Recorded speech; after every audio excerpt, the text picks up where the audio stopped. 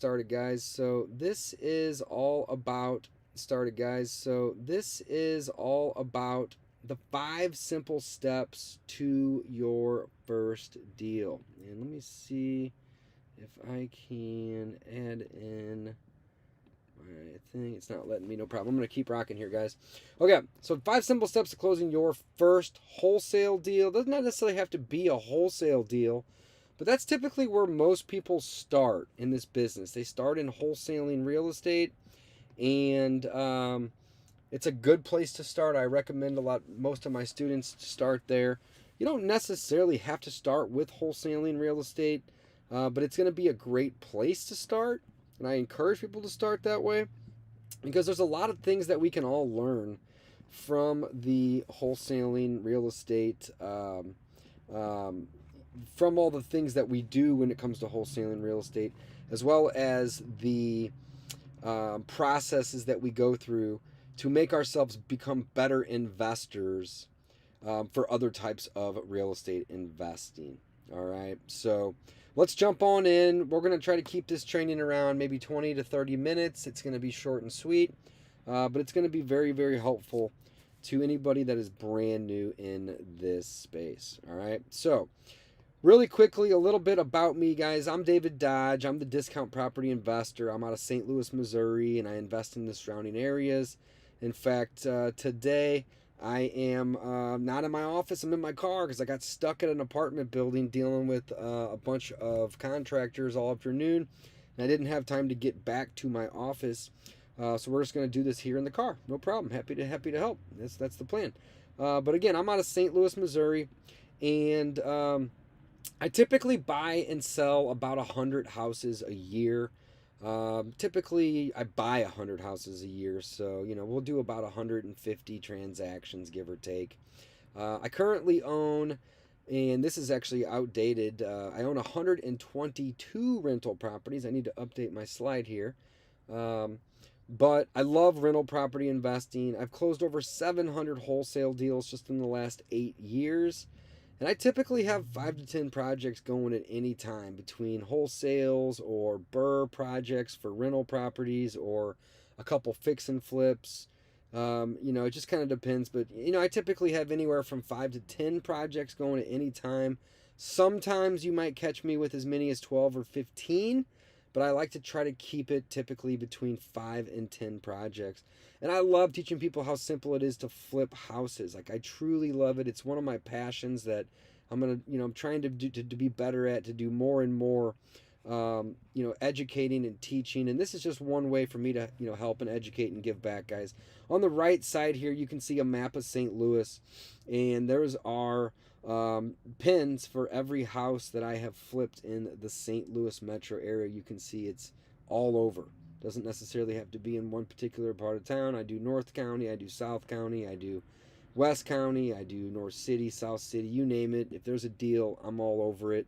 And I love to buy deals and flip houses, wholesaling, rentals, fix and flips, you name it. So that's just a little bit about me, guys. I'm not going to bore you with, me.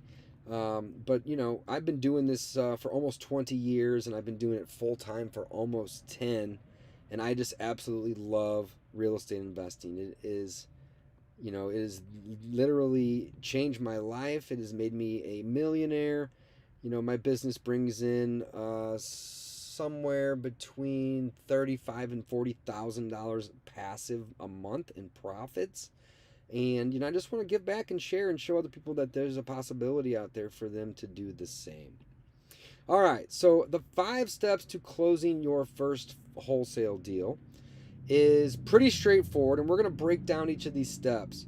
But for the most part, step 1 is marketing for motivated sellers. That's really where it all starts in this business. If you are not dealing directly with property owners, ideally ones that are motivated to sell, you are going to be facing an uphill battle. It is very difficult to find a motivated seller on the MLS. And I don't encourage or teach any of my students to go look for motivated sellers on the MLS because the MLS is designed to get people retail, and real estate agents are designed, the way that they sell themselves and pitch their services are to help people sell their home for the most possible amount of value and the most possible amount of money. But they are really not designed to help out a seller that is truly motivated, that has a distressed property, that needs a lot of work. And real estate agents don't typically like taking those listings on because they're difficult and their, access may be an issue, so on and so forth. So I love working with off-market sellers, and I like working directly with motivated sellers. All right, step 2, after we learn how to market and locate these motivated sellers, is we need to make a ton of offers to get properties under contract. And the more offers that we make to get properties under contract, the higher chance we are of getting a deal, and the better chance we are going to have to get those offers accepted. Right? May seem like that's pretty straightforward, but you guys would be surprised at how many people I've worked with over the last 5 or 6 years as a coach that don't make any offers. And they come to me and they tell me that they're a real estate investor, or that they want to be a real estate investor, or that they've been a full-time real estate investor for several weeks or several months even in some cases, but yet they haven't made any offers, or very little amount of offers. And I can tell you that if you want to be a real estate investor and you want to do deals, or if you want to do your first deal, you have to get comfortable making offers to get properties under contract. All right, if you are not comfortable making offers, then you need to get comfortable. You need to learn how to make these offers and get comfortable, and do anything and everything to not only get comfortable, but learn and embrace making lots of offers. Because if you don't make offers, and lots of them, the odds of you getting a motivated seller to agree to want to work with you is going to be pretty low. So the more offers we make in this business is going to correlate to the amount of deals that we do. If you don't make any offers, you're not going to do any deals. If you make some offers, you might do some deals. If you make a lot of offers, you will do a lot of deals. It doesn't really get much more straightforward than that. All right, so I want to just really, really highlight that. Step number 3, and again, we're going to break down each of these in future slides here, but step number 3 is that we want to evaluate the deal. All right, and there's a very simple way to go about evaluating the deal. But that would be the next step. Now, notice that I don't have evaluate the deal as step 2 and make a ton of offers as step 3. I have make a ton of offers as step 2 and then evaluate the deal as step 3. Reason being is a lot of people will have analysis paralysis on this step number 3, on the evaluation part of the deal. And I teach and coach my students to not have analysis paralysis. Jump on in, make a low offer, and lots of them. And if the individual that you are working with or talking to has interest in that offer, then go evaluate the deal. But don't waste a bunch of time and energy evaluating the deal so you can then make an offer and then be told to kick rocks. In this business, we have to make a lot of offers in order to get properties under contract. So step number 3 would be evaluate the deal after we've already made a bunch of offers. Once we get a property under contract, or we get interest from the offer we made, that is the point in time that we start evaluating the deal in detail, in depth. All right. Step number 4 is market your deal and find a cash buyer. Now, again, this is 5 steps to your first wholesale deal that we're talking about today. So in order to wholesale a deal, you have to find a motivated seller. You got to make an offer and get it under contract. Then you want to evaluate that deal to make sure it is, in fact, a deal. And then step 4 comes into place, where we are going to market your deal. And then we're going to find yourself a cash buyer. And there's a lot of ways to do that. It is not difficult. We will get there. Step number 5 would be to locate a title company or a closing attorney to then coordinate this closing. All right, so guys, we're going to break this down and break down each of these steps in more detail. But if you guys are finding value in this, please hit that like button for me. I'd really appreciate that. That helps me reach a wider audience. And if you guys could do that for me, that would be really, really appreciated. So thank you so much. All right, moving on. Step number 1, market for motivated sellers. Guys, this is the most important step. We need to eliminate the scarcity mindset. That's number A here, right? Or letter A. There are plenty of deals out there. In fact, 4% of the population at any given time is dealing with the distressed situation. 4%. So out of every 100 houses that you drive by, 4 of them are dealing with some sort of motivation. Okay? B, they are easy to find if you are marketing for them or to them. Okay? And C, you must start marketing your business ASAP. If nobody knows what business you are in, how do you expect somebody to be able to reach out to you and provide you with what you're looking for? How do you expect somebody to buy a product from you or pay you for a service if they don't know that you are providing that product or service? They won't. It's impossible. So you need to start marketing your business. And you need to start getting loud about your business and tell everybody you know that you are in the business of buying properties.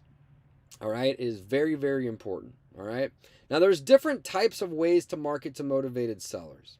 There's free ways where you can mention on Facebook that you buy houses to your entire network. And I encourage my students to do this at least once or twice a month, even if they aren't new. I've been in the game 20 years, and I still post on Facebook once or twice a month that I buy houses. I want to remind my following. I want to remind my network. I want to remind my peers that I'm in this business. Because if they don't know that I'm in this business and they come across a relative or a friend or an acquaintance that needs to sell a house fast, and they don't know that I'm in the business of buying houses for cash fast, they're not going to reach out to me. They're not going to make that connection for me.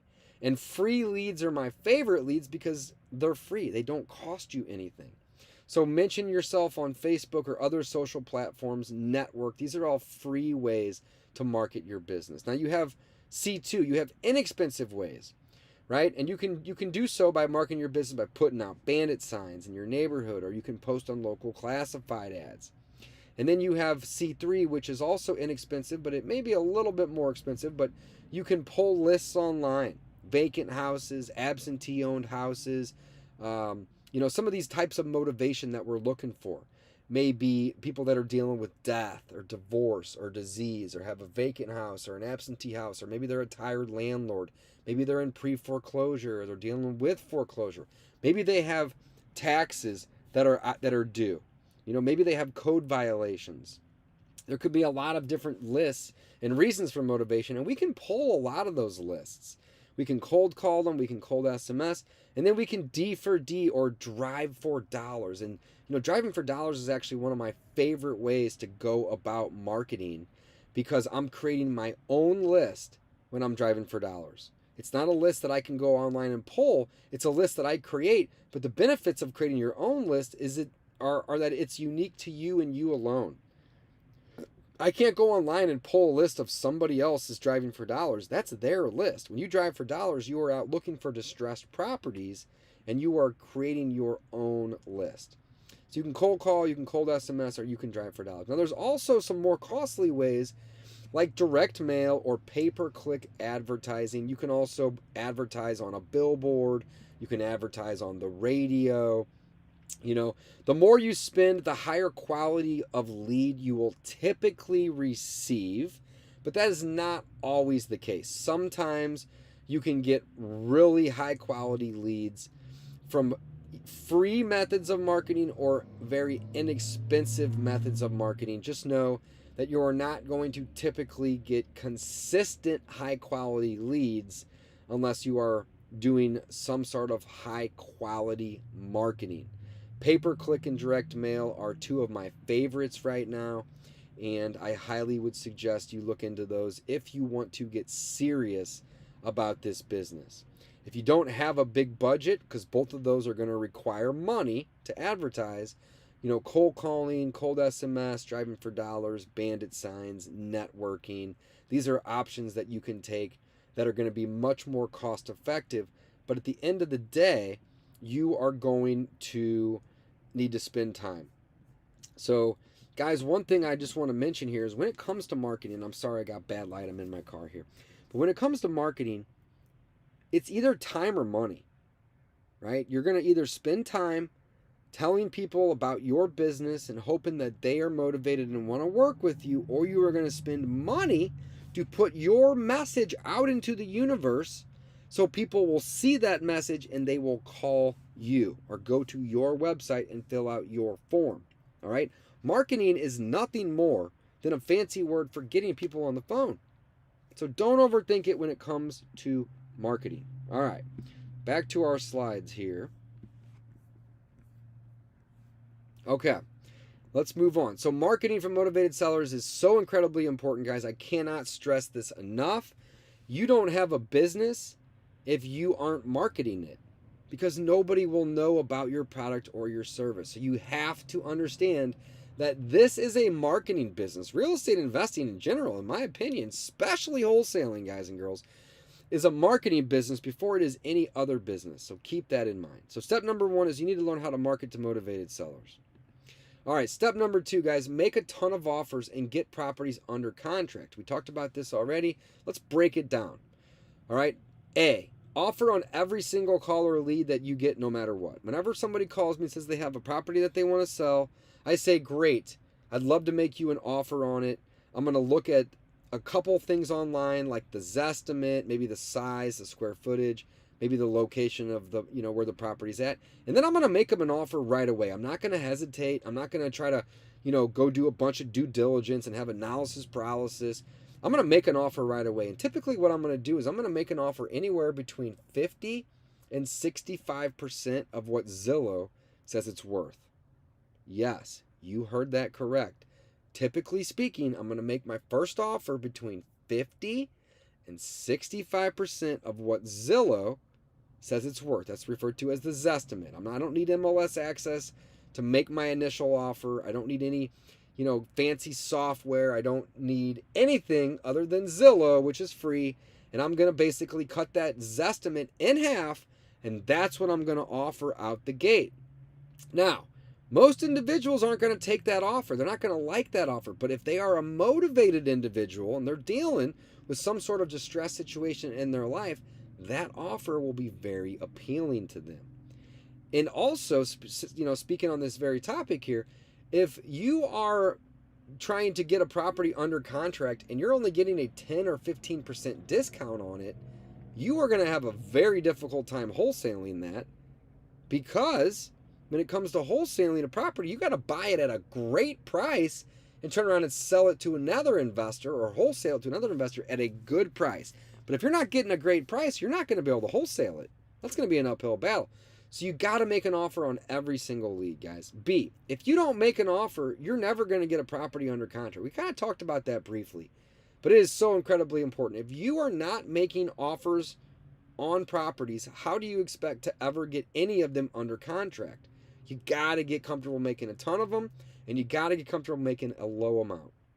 Now, there are plenty of leads out there on Zillow or Craigslist, or even for sale by owner, or even rental properties that will be listed as for rent, not for sale. Use these properties as practice, right? Call these individuals that have their property on Zillow for sale by owner, or on Craigslist for sale by owner, or maybe on Zillow or Craigslist listed for rent. If their property is listed for rent, call them and just say, hey, I see that your property is listed for rent. I'm actually wanting to reach out to you today because I'm interested in buying properties. I'm not interested in renting it, but I figured I might reach out and ask if you had any interest in leasing me a property. I'm sorry, in selling me a property versus leasing this one. All right. Facebook Marketplace can also be a really, really great place to find these for sale by owner leads and or properties that might be listed for rent. Now, those are free places to go, guys. You don't even have to pull a list to do that and get started right away. All right, Letter D, if you don't know what to offer, then ask what the least they will take for it and offer 50 to 75% of that number, or offer 50 to 75% of the Zestimate. I typically offer 50 to 65% of the Zestimate, but in some cases I might even bump that up to 75%. But I typically start at 50% when I'm making an offer. I can always come up on my offer, and so can you. But when you make a high offer, trying to come down later is going to be much, much, much more challenging than if you make a low offer out the gate, and then maybe later that day, maybe next week, maybe next month, maybe even later in the year, you can come up to meet the needs of that seller. You're going to have much, much better luck of getting a deal, as well as chances of having success by starting low and raising your number versus starting high and lowering your number. All right.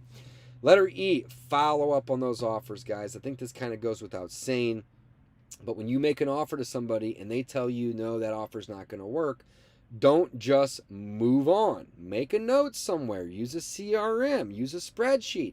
Follow up on the people you're making offers to. Follow up a day or two later. Follow up a week or two later. Follow up on that offer. See if they've sold the property. See if they've rented the property. Make another offer. Maybe it's time to raise your offer a little bit. But again, you always want to start with a low number, because what happens if you make a low offer to somebody and they accept it? Well, then you have a home run deal. You have just bought a property at a massive discount, and that's what we teach, guys. The money in real estate is made when you buy. You get paid when you sell, but the money's actually made when you buy.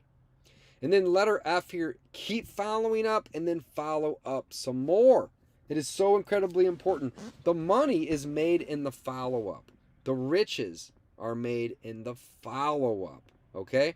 On average, my business partner and I, we are buying a house or two a week. All right, so that equates to about 6 to 10 deals a month on average that we're buying for rentals or rehab or wholesale or whatever. All right, here's the thing. All right, 6 to 10 deals a month is what we're buying here, guys. Here's the thing, okay? The average deal that we buy is 4 to 6 months old in our system. 4 to 6 months, because we are following up with these leads every couple days or every week or two, or in some cases, maybe even monthly or even quarterly in some cases. But you must follow up with your sellers if you want to gain and earn their business. They may not like the offer you make today, but when you follow up with them in 2 or 3 weeks, and all of a sudden they're dealing with some other level of distress, some other situation in their life that they may not, want to deal with, you can come in and you can help them by buying unwanted properties. All right. Okay, let's move on. That's step number 2. Here, look at this. I love this. Follow up is key, guys. Our average deal is 4 to 6 months. That's what I just mentioned. So look at these statistics here real quick. 48% of salespeople never follow up with the prospect. Half. So that means that half of my competition is going to call a seller one time and they're not going to follow up. That's great news for me because I'm good at following up. And my team knows that follow-up is so important, and we all follow up like crazy. 25% of salespeople make a second contact and then stop. Man, that means that 1/4 of my competition is only going to make one follow-up call. I love that. Let's jump down to the bottom here, guys. Look at this. This is really, really important data here. 2% of sales are made in the first contact. So if you're only making one contact and you're moving on, you're going to get 2% of the amount of business that I'm going to get. If you make a second contact, you're going to get a little bit higher rate, 3%. But that's it, pretty low. Third contact, 5%. Fourth contact, 10%. 80% of sales, cannot stress this enough, 80% of sales are made on the 5th to 12th contact. And that is so incredibly important. The money is in the follow-up. Follow-up is key. All right, moving on. Step number 3. Now we're going to evaluate the deal, guys. Not before we make a low offer. Only when they have interest in that offer, or when we're following up and they have interest in, maybe us making them a new one up, and they have interest and maybe us making them a new offer, then that is when, not any sooner. This right here, right now, is when we are going to want to start evaluating the deal. So how do we do that, right? Well, we start with the ARV. That stands for the after repair value. We're going to do so by finding comparable properties in our area online that have recently sold. You can use Zillow to do this. I prefer Batch Leads or PropStream. But again, there are some tools out there to find some comps without having paid software. But those paid softwares will help you and make your life a whole lot easier, as well as give you a wealth of data. So again, I really, really love Batch Leads. I love PropStream. Those are really, really great resources. All right, next, we're going to determine the cost of repairs and a wholesale fee. All right, there are easy ways to determine cost of repairs. The easiest way that I like to use is to literally take the square footage of the property and multiply it by 20, 30, or $40 a foot. $20 a foot for low end, 30 to 40 even for middle of the range, and then 45 to maybe 75, call it $50 a foot for high end. So let's go with maybe 20 a foot, 35 a foot, and 50 a foot for simple math. All right, that's the easiest way to determine repairs. And if you want to tack on a wholesale fee, determine how much you want to make. C, next step, determine the ARV and then multiply that by a discount rate. Then we're going to subtract the repairs, then we're going to subtract our fee, and then we're going to determine what the max offer is going to be. So essentially, if you look down below at C2, this is the formula that we use as real estate investors. This is no secret, all right? We are going to use this formula is called the MAO formula, and the formula goes MAO, which stands for max allowable offer, equals our ARV multiplied by a discount rate, and in this example we're using 0.75, and then we're going to subtract out the repairs on the property, and then if we are wholesaling it and we don't discount it enough, we may want to subtract out a wholesale fee. So C number 1 says, what is your local discount rate for investors to become interested, right? Well, my discount rate varies anywhere from 50% all the way up to 80%. A good deal is typically going to be 70% or less. In this example, I'm using 0.75 or 75%. So notice that the ARV is going to come from the comps. Then we're going to multiply those comps or that ARV by 75%. And that 75% is going to take out the cost to sell the property as well as some of the profit that we're going to make on the deal. And then I want to subtract the repairs and I want to subtract the fee. And what this does, guys and girls, is this solves for MAO.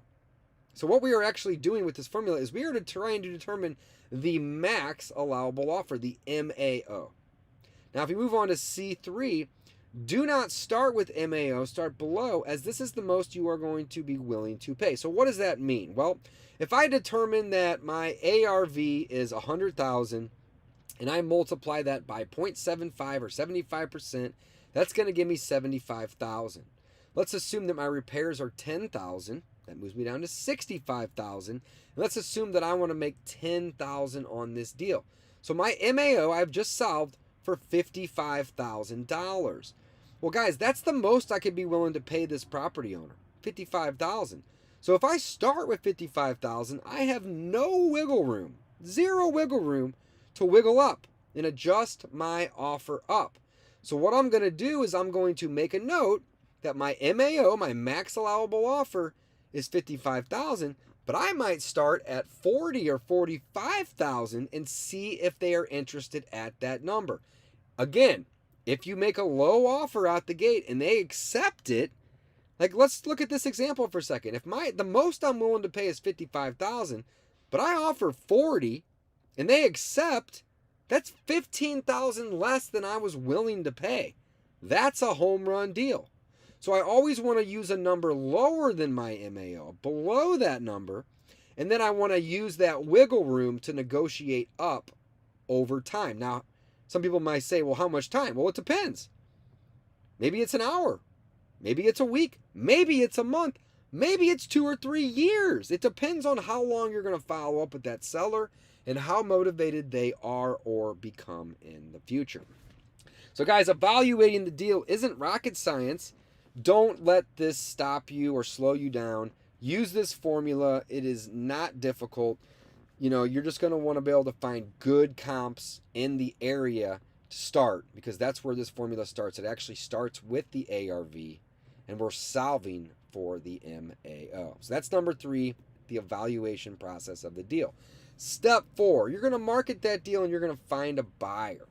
So you're going to market to find motivated sellers. That was step number 1. But you're also going to market your deal and find a cash buyer for step number 4. Guys, this is the marketing business. Real estate investing, specifically wholesaling, is a marketing business before it's any other business. So how do you market your deal? Well, there's a lot of ways, right? A, post it on Facebook Marketplace or local groups. B, post it on online classifieds like Craigslist or Zillow. You can use eBay classifieds. Now, Facebook also has local groups as well as the marketplace. Local groups are very, very, very powerful. C, you can network at all your local REIAs. REIA stands for REIA, Real Estate Investment Association, and real estate meetups, and you can bring your deal with you to these groups. And I have sold tons, dozens of deals by going to my local real estate meetups and bringing my deal with me, or going to my local real estate meetups and meeting other investors that are at those groups and building relationships with them and turning them into repeat buyers for my deals that I can sell them over and over and over again. Next, you can call investors that you know and see if they are interested. You can even pull lists of investors that you don't know and call or text them and ask them if they're interested in deals and or if you can add them to your buyers list. And then E here is you can start an Excel sheet with investors info and build your buyers list. That's what I was just talking about. Or you can use a CRM, which is my personal preference, to keep track of your sellers and also to keep track of your buyers. And the CRM is obviously also going to help with follow-up, because you're going to be able to create notes on what's happening, and you're also going to create tasks to remind you to follow up at a later time, or to go run an appointment, or to send an offer, or whatever it may be. So the marketing of your deal isn't rocket science. You just got to get loud about your deal. Just like if I were to back this up a couple slides to step number 1, you have to market your business to property owners, specifically targeting the motivated property owners to be able to get a good deal. So guys, I can't stress this enough. This is a marketing business. You need to market yourself to sellers that you can help them. And you need to market your deals once you get these properties under contract to your local investor pool so you can sell those deals. Step number 5, we're moving along here. I know I'm going a little long here, guys, but I'll do my best to wrap this up here in the next 5 minutes or so, give or take, 5 to 10. Step number 5, locate title company or closing attorney and coordinate the closing. Well, I live in St. Louis, Missouri, and in Missouri, in my state, we have title companies. I know there are some states, I think there's maybe 11 of them. Don't quote me on that. But I think there's 10 or 11 states that do require closing attorneys. If that's you, well then just go find yourself a closing attorney. But me here in St. Louis and the other 40 states that don't require attorneys, we can just work directly with title companies. So if you don't have a title company, they're on every corner. If you start noticing and looking around, you'll drive by 5 or 6 of them probably every day. You don't even realize it. They're everywhere. But the easiest way is to Google title companies in your area. So example, title companies in St. Louis, Missouri. That's what I would Google if I was looking for title companies. And there's probably 80 of them in St. Louis. They're everywhere. So anywhere that you live, there's going to be a title company typically pretty close to you, if not multiple. Next, you're going to call them and ask if they know about double close, if they know what that is, and if they work with investors. And if they don't know what a double close is, you might want to move on to another title company, because I like doing double closes as well as an assignments. You can also ask them if they do assignments or assign deals. And if they don't know what a double close is or they don't do assignments, then move on. Find yourself a more investor-friendly title company, and you are going to have a lot better, it's going to be a lot easier to coordinate and to get that deal done if your title company is in fact investor friendly. And again, just ask if they do double closes or assignments. That's the easiest way to determine if they're going to be investor friendly. Next, get their email and phone number along with a contact person and build a relationship with these people, guys. You don't want to be going and using a different title company every time you do a deal. You want to build a relationship with one or two or three of them, and then you want to use them repeatedly. Reason being is if you have a relationship with the title company, they will be much more likely to help you out in times where you need a little extra help, or maybe you need, them to do a little bit of digging. If you don't have a relationship with them, they're not going to be very eager to want to go do that for you. But if you bring them a lot of business, or even some business, and you build a relationship with them, they are going to want to do what they can to keep you happy and keep you as a customer.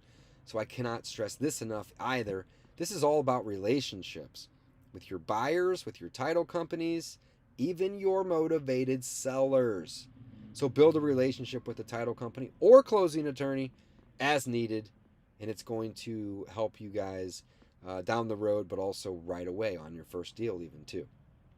So last but not least, send your A to B contract. That would be your contract with your seller and you, as well as your B to C contract. That would be your contract with you and your buyer, assuming you're wholesaling it, to your title company or title rep along with your earnest money, and help them coordinate the closing on the same day.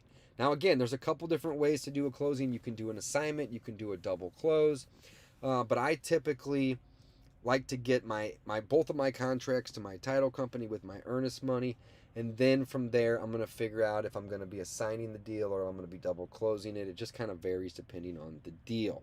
All right, so that is step number 5. And guys, step number 6 is a bonus here. It's just to get paid. Don't overthink it. This business is incredibly simple. You just have to understand a couple things. This is the marketing business, guys. We are in the marketing business. So if you don't have time to spend on marketing, then you're going to need to have some money. And if you don't have some money to spend on your marketing, then you're going to need to have some time. And if you don't have time or money to invest into marketing, then this might not be the business for you. All right? Hate to be the bearer of bad news, but if you don't have any time or any money, this is going to be a difficult business for you. Now, if you have money, you can spend that money to market your business by direct mail, bandit signs, website, AdWords, billboard, radio, direct mail. I think I mentioned there's a lot of ways to go about marketing your business. And these are going to create inbound calls for you. All right? If you don't have a lot of money, maybe you don't even have any money, that's okay. You can still do deals. You can still market your business, but you are going to have to invest time. You are going to have to cold call. You are going to have to cold SMS. You might even have to go do a little door knocking. You might have to go do some networking. All of these things I encourage my students to do anyway. But if you don't have money, you're going to need to spend time. And if you don't have time, you're going to need to spend money to market your business. This is a marketing business. If you want to get into this business and you don't have time or money to market it, you don't really have a business. And again, I wouldn't encourage you to jump into this and to try this if you don't have at least 2 to 3 hours a day to invest in terms of your time, or $500 to $1,000 a month to invest into your marketing. You don't necessarily need both, but you need one or the other. The more time you have, the less money you're going to need.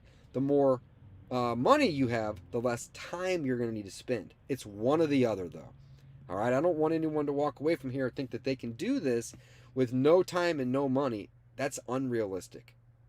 All right, let's be realistic here. That is an unrealistic way of thinking, all right? So don't overthink it. This business is incredibly simple. All right, moving on. We got 3 more slides here. Guys, we have a bonus. We have an affordable real estate coaching program where you all can learn how to get started flipping houses for less than $100 a month. All right, what we do is we provide contracts and paperwork. We provide training videos and call scripts. We provide access to multiple courses. In fact, I believe we have 10 of them now, and we're constantly updating those and adding new courses and new content to those courses. And actually, we just started offering weekly group coaching calls to our affordable REI students, affordable real estate coaching. Those calls take place Wednesdays from 6 to 8 p.m. So after I do this free webinar, I am going to jump off, grab a bite to eat, and then I'm going to jump right back on for 2 hours on a Zoom call with all of my students. And if you guys are interested in that coaching, in access to these courses, affordable REI is going to be a great program for you. All right. So we have courses on ways to get your first deal, how to do bandit signs, how to use a credibility packet, how to drive for dollars, how to use real estate data, 3 pillars of wholesaling, and we even have some more really, really great courses for you all. We also have a course called the Ultimate Wholesale Course, and this course is filled with 20 modules, multiple videos within each module, breaking down the steps of wholesaling real estate step by step. All right, breaking these down one step at a time to keep this very, very, very simple for you guys. All right, so I hope you all learned a thing or two. Again, I apologize that I'm in my car doing this evening. I was at a project all afternoon and that ran late, and I didn't have time to get back to my office or my home, but I didn't want to leave you guys out there hanging. I promised that I was going to do this free training, and I kept my word. So guys, I hope you enjoyed this training. I hope you learned a few things. There are simply 5 steps to get your first deal. You're going to market to motivated sellers. You're going to make a lot of offers. Then you're going to evaluate those deals, those offers that they either accept or that they say, yeah, you're in the ballpark. Next, you're going to market those deals once you get them under contract to your cash buyers. Right? You can find those individuals all over the place. They're everywhere, right? And then last but not least, you're going to go talk to a title company or a closing coordinator, and you are going to coordinate the closing and get it all the way past the finish line so you can get paid. All right? This business is not super complicated. It doesn't have to be super complicated. And I would love to work with you all, give you access to 10 plus courses, access to a weekly coaching call with me for 2 hours every single Wednesday from 6 to 8 p.m. I designed it to do it that time on that day in the evening to accommodate as many people as possible. And then last but not least, we also have a private community for all of our affordable REI students. I do one-on-one coaching as well as have a mastermind. The cost for those is anywhere from $5,000 to $25,000, and I know a lot of people just can't afford that. That is why we are launching this. This is brand new. Affordable REI is a solution that it's $250 to join, and then it's only $97 a month. So for less than $100 a month, you're going to get group coaching calls, access to tons and tons of courses, as well as access to a private community of students that are like-minded, that are out there trying to get their first deal or learn how to get started with the marketing, and we are here to help you guys. So with that being said, I'm going to wrap this up. Thank you for attending. If you guys have questions or comments, drop a comment down below, and I will get to those either this evening or first thing tomorrow morning. But I would encourage you all to click the link below this video, check out Affordable REI, or go direct to affordablerei.com to learn more, and you can sign up. And if you guys sign up today, we'll get you access to our call this evening. All right, guys, we're going to wrap it up with that. Have a great night. Thanks for attending. Hope you learned something about the 5 steps to your first deal, and we'll talk to you soon, and hopefully we see you inside on the coaching call. Thanks, guys.